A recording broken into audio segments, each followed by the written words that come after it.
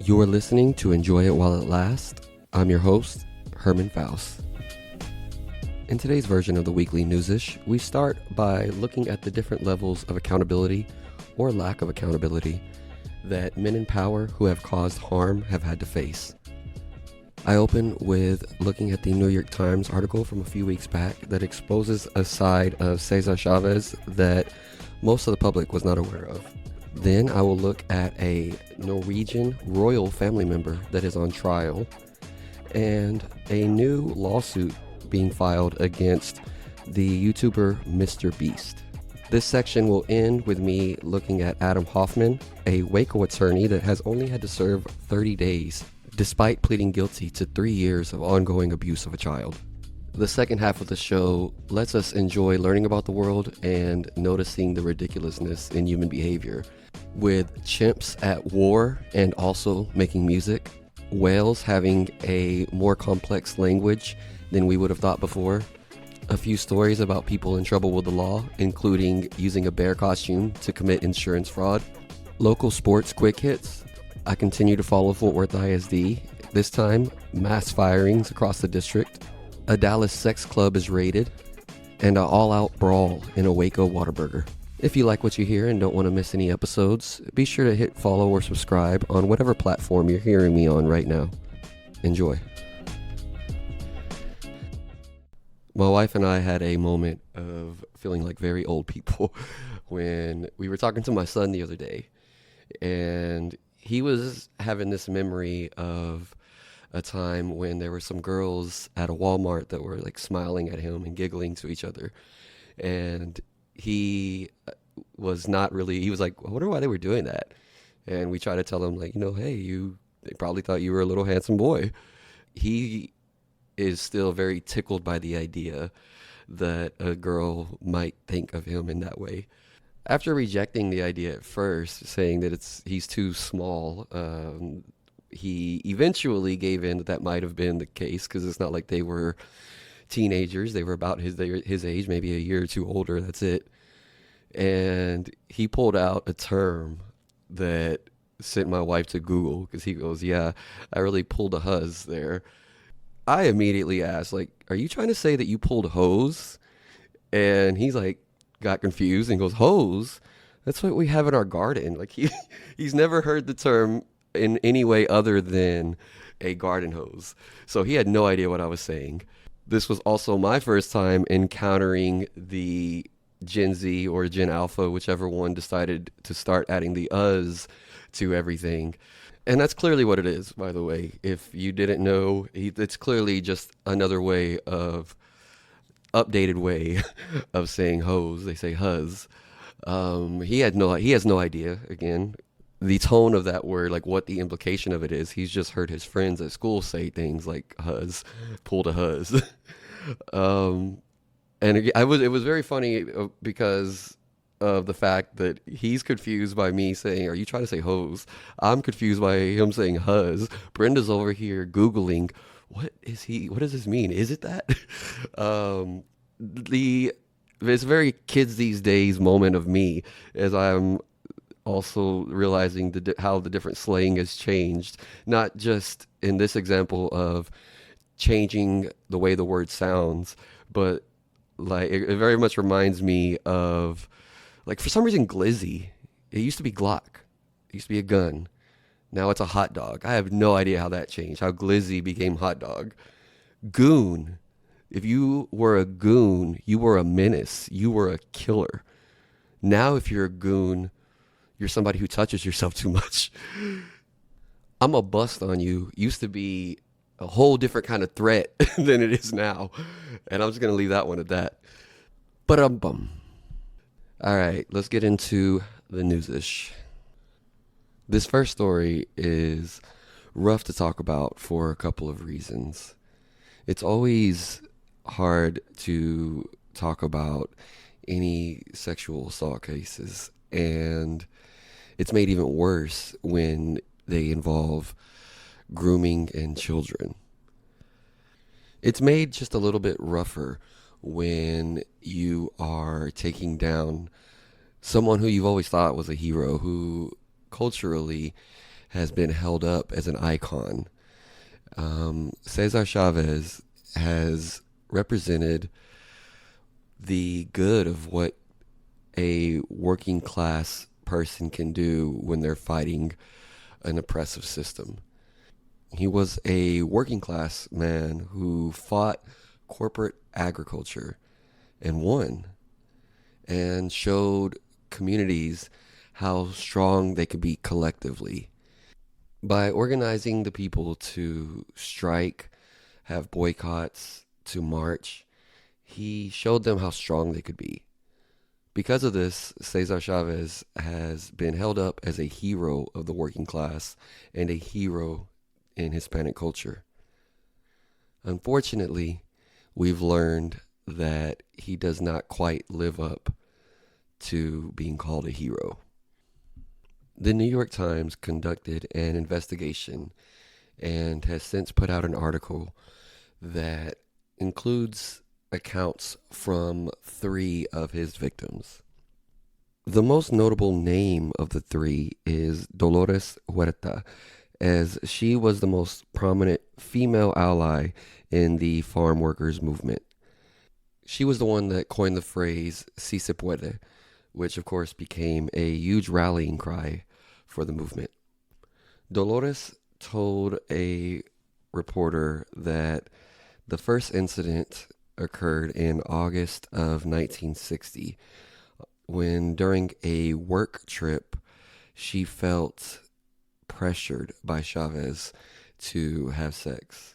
Him using his position and his power to pressure a woman that is working alongside him to try to improve conditions for workers would have been bad enough, but it unfortunately gets worse.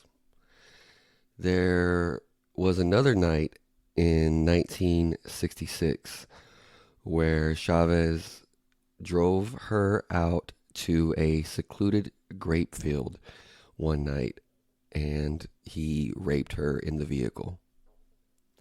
She never reported it to police because of the hostility that law enforcement had shown towards the farm workers movement, and her fear of the idea that if Chávez was taken down, the whole movement would be stopped.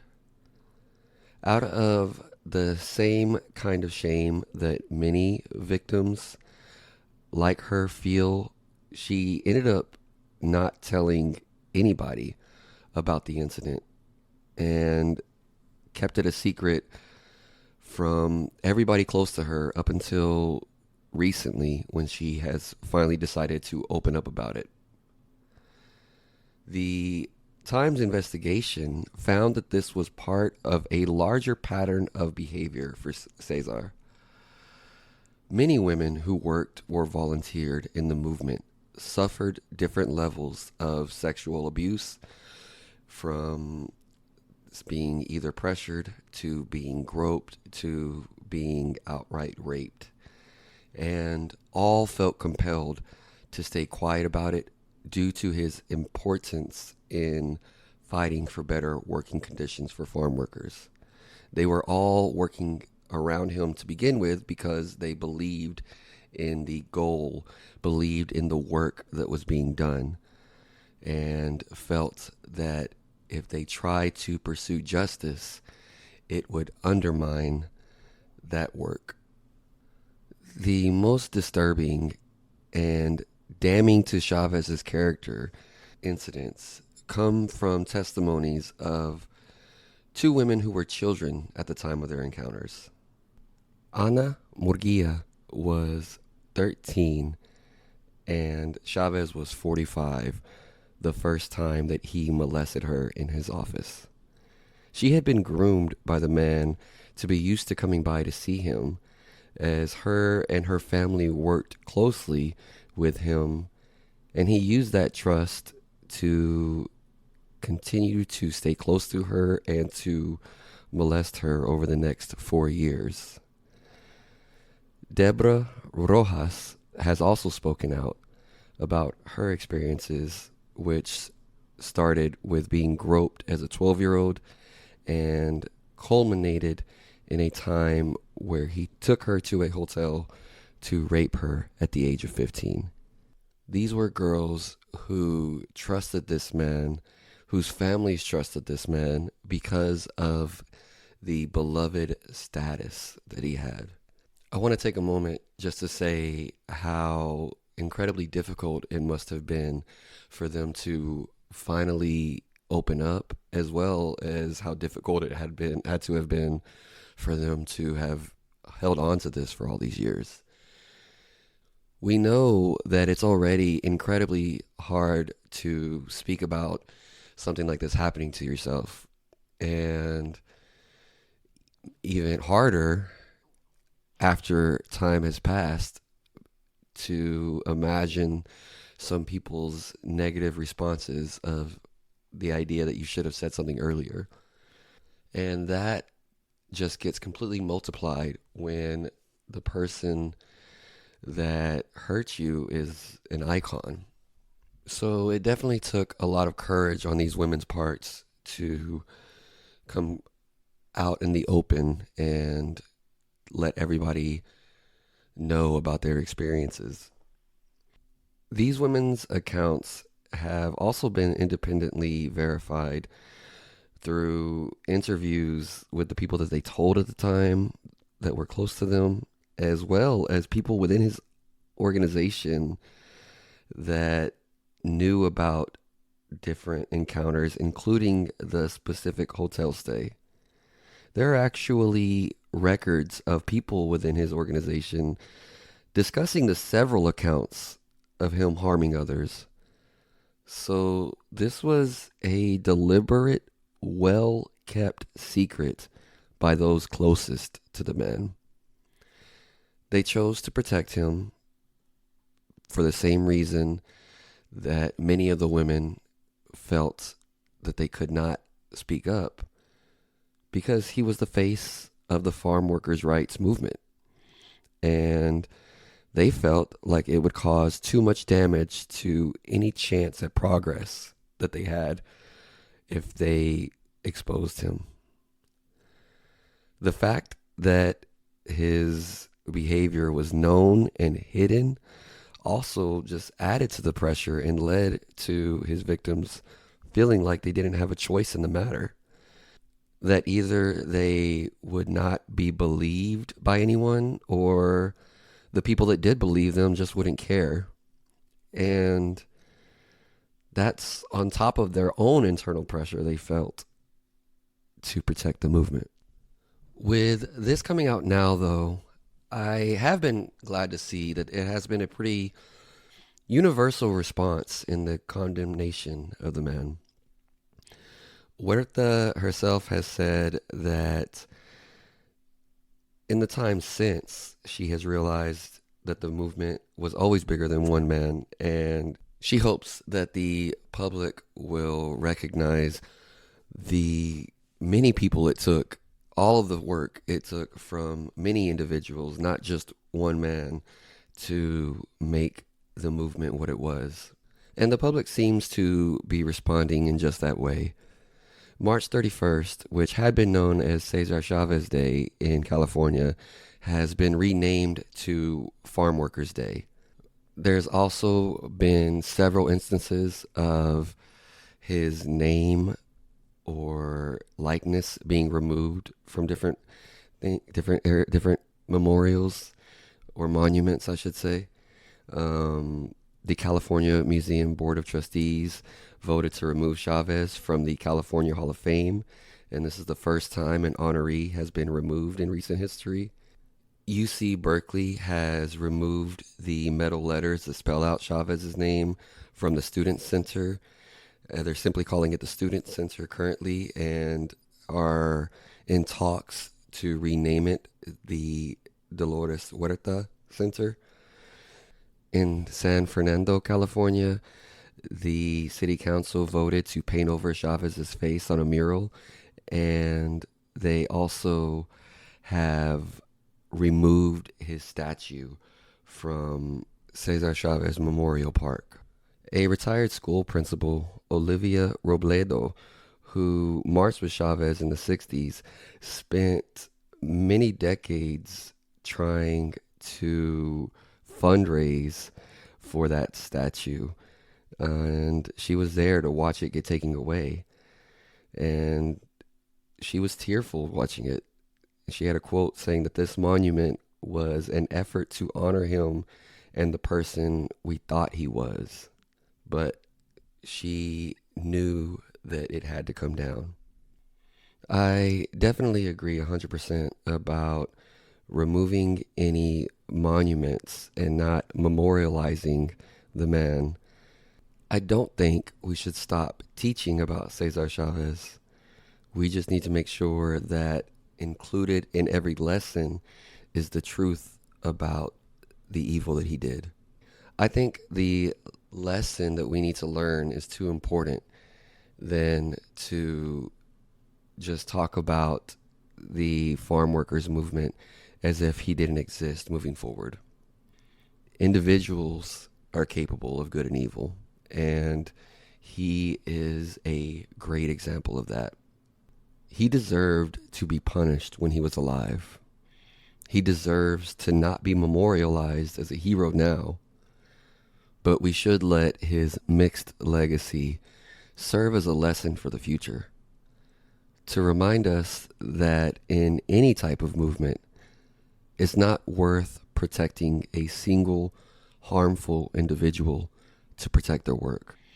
It only puts a taint on what is accomplished when that happens and denies victims a chance at justice. And it also hides away whoever the next person up would have been to possibly take their place as the new face. We must remember the truth always and learn from the truth and not try to deflect or hide from it. Now, from that story of a man not facing accountability in his life, but now his legacy facing it, to a story from Norway where we might be seeing some level of accountability applied to a member of the royal family. Marius Borg Høiby is the 29-year-old son of the crown princess of Norway, and he is on trial facing 39 criminal charges, including allegations of rape, abuse, and apparently filming at least some of the abuse, as well as other drug offenses. Although he holds no royal title himself, it isn't always expected for any member of a royal family to face an actual trial. Crown Prince Haakon says that the family does care about him, but that the legal process should treat him as any other citizen. However, despite that, there are allegations that his mother, the princess, met Merritt, who has been mentioned hundreds of times in the Epstein files, by the way, that she tried to warn him about his arrest, impeding arrest, and also attempted to influence witnesses. At this point, the trial has ended. They don't do jury trials there. They have 3 judges that will go over the evidence, and we're expected to get a ruling in June. Prosecutors are trying to get 7 years and 7 months in prison. And this sounds extremely lenient for facing the type of charges that he faces. However, in Norway, this is not really that out of line for what an average citizen would get, as they tend to try to be less punitive in their criminal sentencing in general. So I'm not saying necessarily that that is the right level of punishment that fits the crime, but in Norway, it doesn't equate to he's getting any special treatment for being a member of the royal family. Like I said, that's what the average person would be facing there as well. So, with that backdrop, it is still a person in power that is actually facing a level of accountability for the harm that they caused. Now, to a person who has not had to face any real level of accountability for an extreme level of harm, we're going to go to a recent story out of Waco. A Waco attorney, Adam Hoffman, was facing a first-degree felony charge of continuous sexual abuse of a young child. That charge carries life in prison without parole. And his first trial ended in a mistrial with the jurors deadlock 7-5 in favor of finding him guilty.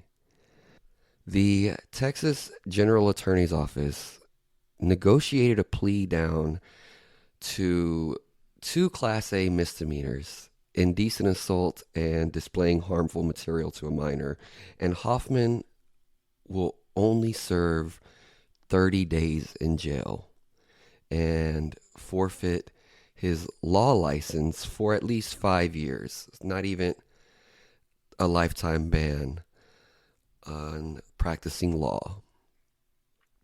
And he won't even be required to register as a sex offender. The initial plea offer by Paxton's office would not have required Hoffman to serve any jail time at all, but a judge rejected it outright. Adam Hoffman spent 3 years sexually abusing his son's best friend. He bought him a phone with a VPN, put a VPN on it, and sent him tons of messages that were very clearly inappropriate is a way to undersell it. Hoffman targeted the boy because his father was in prison and eventually died in prison, and his mother had to work a lot to support them, and so he didn't have the parental protection that some kids would have. And since his son was already friends with the boy, he ended up having easy access to him. Adam Hoffman threatened to shoot the boy if he told anyone. 3 years of abuse, a death threat, and in court eventually saying, "I'm guilty, I did it." And that's 30 days. That's what our Texas Attorney General feels. Actually, that's harsher than what our Texas Attorney General feels is an appropriate punishment, because he initially tried to offer a plea that didn't have any jail time. Took a 5-year break from practicing law. That is the punishment for causing an unmeasurable amount of harm to the victim, to this young boy, and to his family. There's already been one organized protest, and there's another one planned for April 27th, the day of formal sentencing, outside of McLennan County Courthouse, as community members gather to speak out against what they describe as a pattern of lenient sentences for convicted child sex offenders in Waco and McLennan County. Let's take a short interlude before we come back and try to lighten the mood a little bit.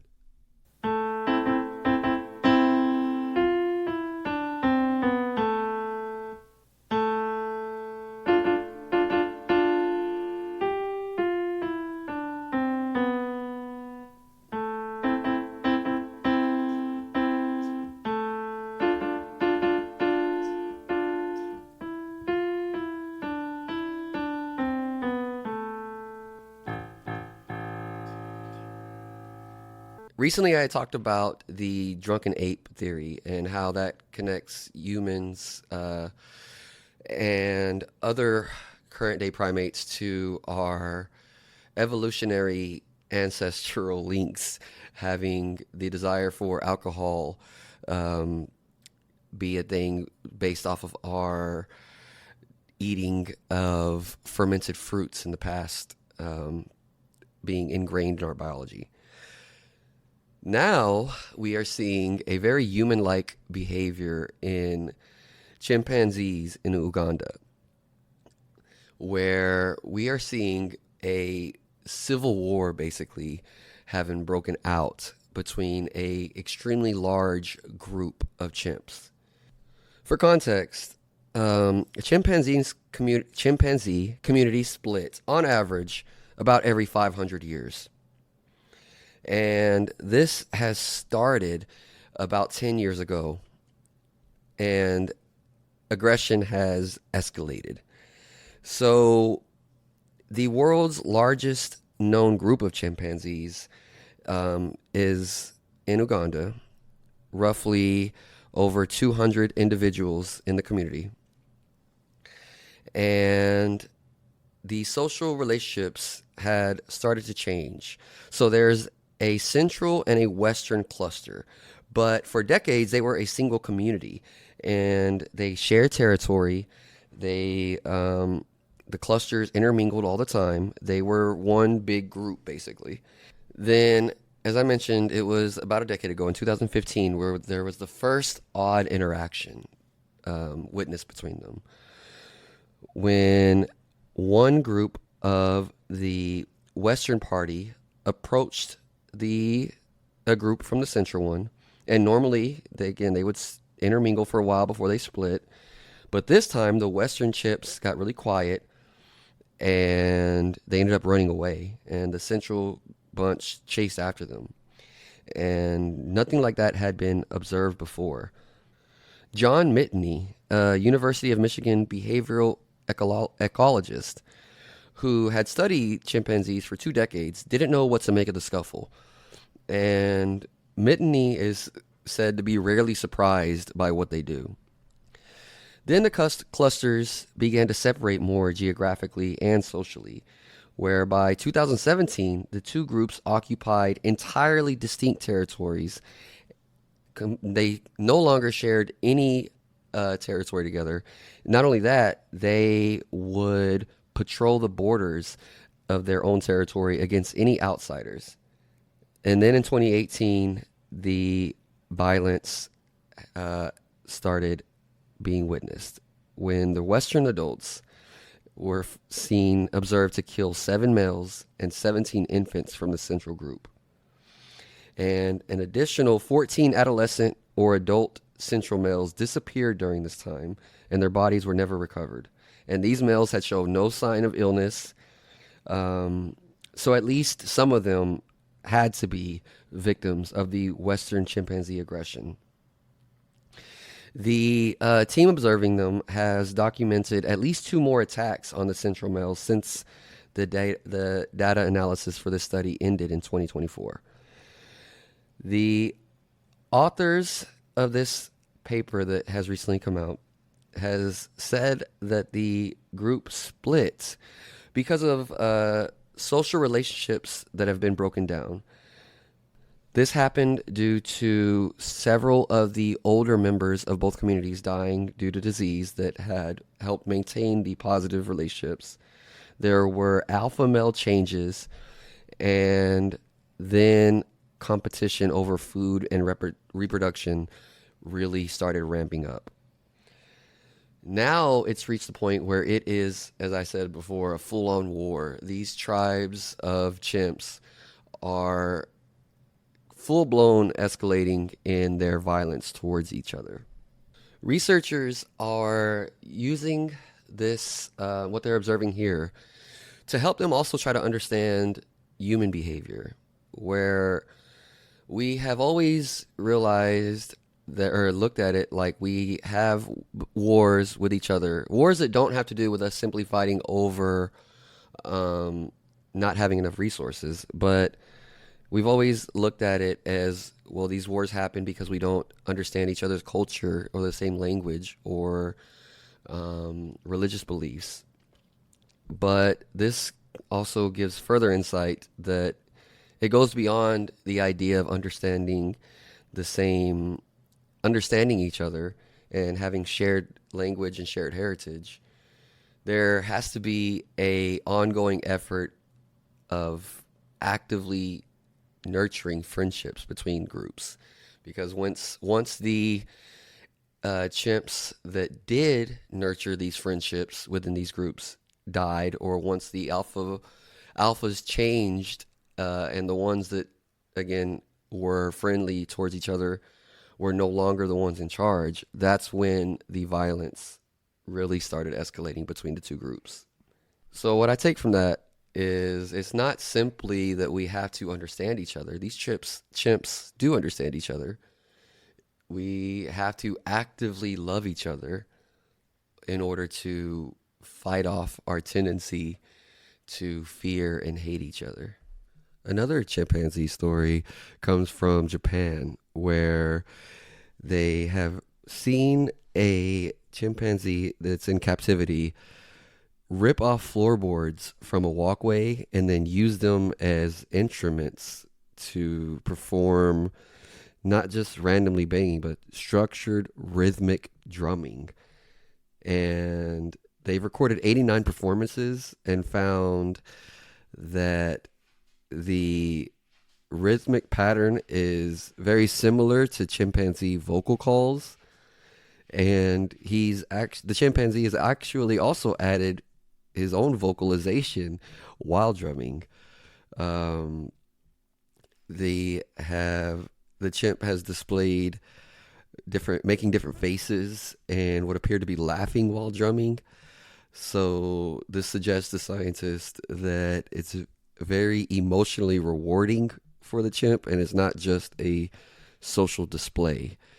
So this really supports the hypothesis that instrumental music may have evolved from vocal emotional expression, but also just the idea that music making and the joy of music is just ingrained in us. Another animal story that shows we're more closely related to animals than we like to think is that sperm whales' communication has been studied, and they have language that is parallel to human language.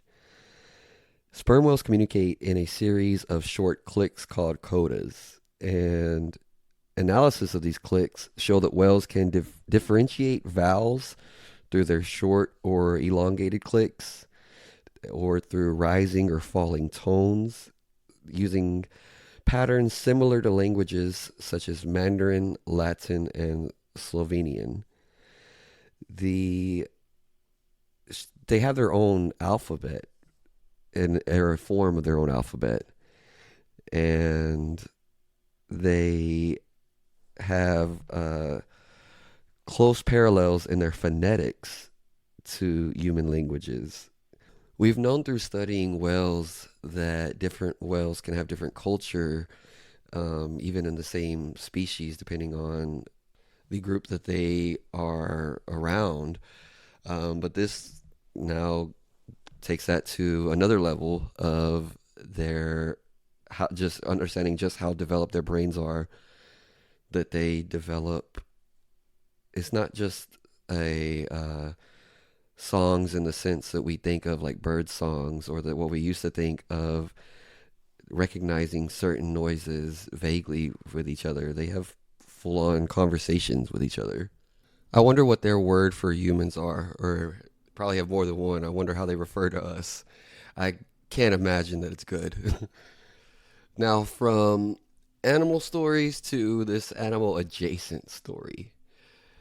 There have been 3 Los Angeles residents who have been arrested for insurance fraud when they have staged a fake bear attack on 3 luxury vehicles.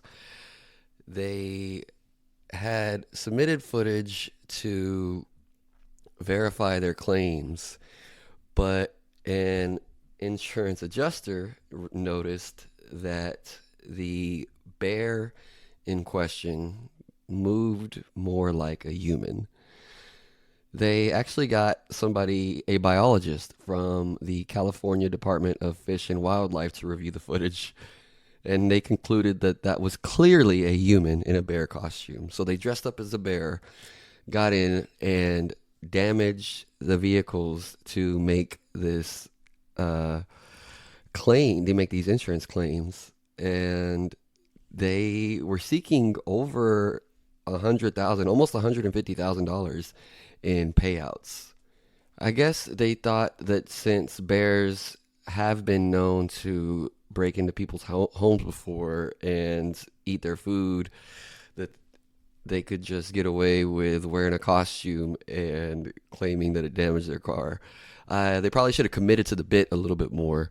If you're going to submit footage, don't be walking upright and over here chain smoking and holding your phone in it. Make yourself look like a bear. Come on, guys. Now, this next story does include an actual real animal. When 2 men down in Melbourne, Florida, picked up a roadkill alligator and they put it on the roof of their car, and as they were driving across Central Florida. They had admitted that multiple people had warned them that possessing an alligator was illegal.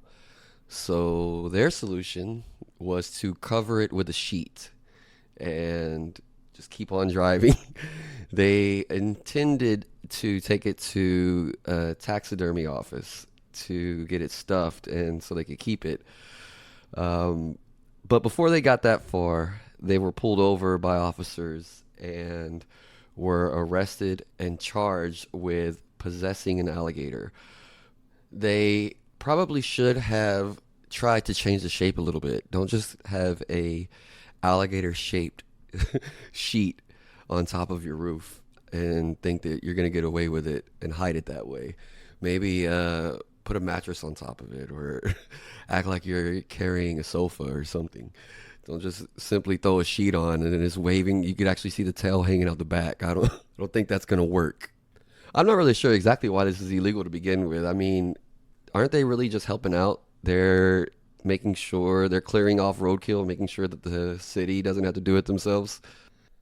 I'm going to have to give a little bit of setup for this next story because a man was just released from prison after spending over a decade for not giving up found lost gold. In 1988, Tommy Thompson, a research scientist, located a ship known as the Ship of Gold in the coast of South Carolina. The SS Central America sank in September of 1857, along with 425 passengers and crew members and 30,000 pounds of federal gold. Investors ended up suing in 2005. That the investors that backed Thompson's expedition ended up suing in 2005, I should say, after they had not received any money from the sale of over 500 gold bars and thousands of coins. Thompson claimed that most of the money went towards legal fees and bank loans, but there were still lots of missing gold from what was supposed to have been recovered. In 2012, Tommy went into seclusion and became a fugitive after he missed a court hearing and a federal judge issued a warrant for his arrest. He was tracked down 3 years later and was locked up for contempt of court for not answering about the location of the missing coins. Thompson has claimed throughout this time that he does not know where the missing gold is. He's been held in contempt of court all the way up until last February, in 2025 when a judge finally ended his imprisonment for contempt of court, saying that holding him would no longer, at least he believes holding him will no longer lead to finding out where the missing gold is. He then went ahead and ordered a 2 more year sentence for skipping the court hearing.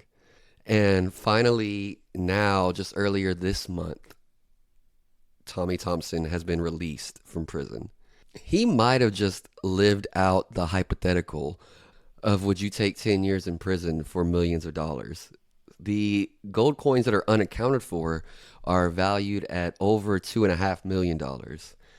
I'm sure he's going to be followed for the rest of his life. I'm imagining that he's got it hid somewhere for a kid or a grandkid to get the gold at some point, because I can't imagine that he ever gets a chance to get and spend that money. He had his time on the lam, so he'd be the perfect person to ask if you should take anybody up on that hypothetical. He's lived it. The next guy I'm about to talk about got arrested for a much smaller amount of money. He pulled into a gas station in California and he demanded $55 in gas but refused to pay. He camped out at a pump and he did not move as he was waiting for free gas to be given to him. When police officers arrived, he told them, "I sincerely believe that money as a unit of payment is not real." To which the cops told him, "You could believe that, but this is reality. And if you want the gas, you got to pay for the gas. And if you're not going to do that, then you got to get out of here." He refused to pay or get out, so he got arrested for trespassing. I don't know if he's trying to make a point on gas prices or if he is just completely out of touch with the reality here. I'm not sure what his goal was, other than to have some podcaster in Texas talk about him. I got one more quick hit before I get to local, and it's just the fact that there is a German coach for a soccer team who has been fired and replaced for the final 5 games of the season. The only reason I'm even bringing up the story is just that the first coach's name, Markus Anfang, translates from German as beginning, and he was replaced by Alexander Andy or Endy. I'm not sure how to pronounce this, but it means end. So this team started with a coach with a name beginning and ended with a coach named End. All right, as you may know, the NFL draft just happened this weekend, and as far as you can tell, you can never really tell until people's careers play out, but as far as you can tell right now, it really seems like the Cowboys had a great draft. They picked up Caleb Downs, who is a safety that a lot of people say was the best defensive player in the draft. They only had to trade up one spot from number 12 to number 11, and they only gave up 2 fifth-round picks to make this selection. A lot of times safeties fall in the draft simply due to their position. So this was definitely a great grab for them as far as having maybe the most talented player, but also in a position of need. And later in the first round, they actually traded down to pick up 2 fourth-rounders and picked up a pass rusher, Malachi Lawrence. This was a big win because a lot of people thought they were going to end up having to package their 2 first-round picks to trade up to get a player that they really wanted. They were able to instead get 2 first-round players and turn their 2 fifth-round picks into 2 fourth-round picks. They ended up drafting 5 defensive players and an offensive tackle. So they will hopefully be making the steps to turn around last year's league worst defense. Now to a team that actually has a chance. The Dallas Stars are locked in a heated first-round battle against the Minnesota Wild. They are tied 2-2 with Game 5 coming up tomorrow night back in Dallas. I'm not a huge hockey fan myself, but I do love playoff hockey. It can be super intense and even more nerve-wracking than any other sports just because of how quickly things can change. But for the purposes of this show, I just wanted to give them a quick mention. All right, here's my fun local story before we get to the serious one. Dallas PD has been targeting sexually oriented businesses around Harry Hines Boulevard. This happened back in February. They raided a Paris adult bookstore nearby, and they have shuttered Pandora's Men's Club for prostitution and drug sales. Well, just recently, they raided Space Studios during an event that was called Communion. This is part of a series of men's parties hosted across the country. They detained 48 people who had each paid a $35 cover fee and seized 227 grams of marijuana, 671 grams of mushrooms, 11,000 grams of THC hash oil, and over $11,000 in cash. Not to mention all of the pleasure devices. Now, the thing about this one, though, is that Space Studios actually does have a certificate of occupancy that covers sexually oriented business activities, and that this event was taking place during hours when these type of activities are legally allowed. So the entire raid has come under question as far as the legality of it. So even though they did find illegal substances, this might not hold up in court at all. Now to the bigger local story, the one that I have been following consistently, and that's the changes going on within Fort Worth ISD. There are two new big updates, and both are equally concerning. First, there have been a huge reduction in the amount of special education job postings for Fort Worth ISD. They are eliminating several teachers, several positions within the district that serve the most needy students. They have not and will not disclose a number of exactly how many of these positions are being cut. Getting any clear answers out of them is going to be very difficult because they have cut their entire communications department. The department responsible for letting parents know what is going on with their students is not being replaced, is being cut. Since the state has taken over the district, they have been extremely vague and non-transparent about what they will be doing. Many parents have not been notified and made aware that their child's campus will be turned into an Elevate campus. They're not being communicative as to what that even means. They don't know that teachers that have been part of the community are not going to be brought back. And with the special education cuts, students' needs are just flat out not going to be met. They explicitly promised radical transparency, saying that the district would prioritize transparency moving forward and then eliminate the communications department with no explanation. The superintendent has said that when you attach 24,914 students who can't read in the district, you begin to understand the magnitude of work before us. We don't have time. We have to be focused on children. And they are cutting special education teachers whose job it is to help those in the most need, like the ones who can't read. In a way, they are being transparent. They are making it very easy to see that their priorities are not students. Their priorities are not improving education. We've already seen in Houston what the state's priorities are when they take over a district. and it's continuing in Fort Worth. And that's to sell off public property, to sell off public assets, and funnel students into private education. Let's lighten it up just a bit before we get out of here with our Waco closer. There was another fight in a Whataburger that went viral.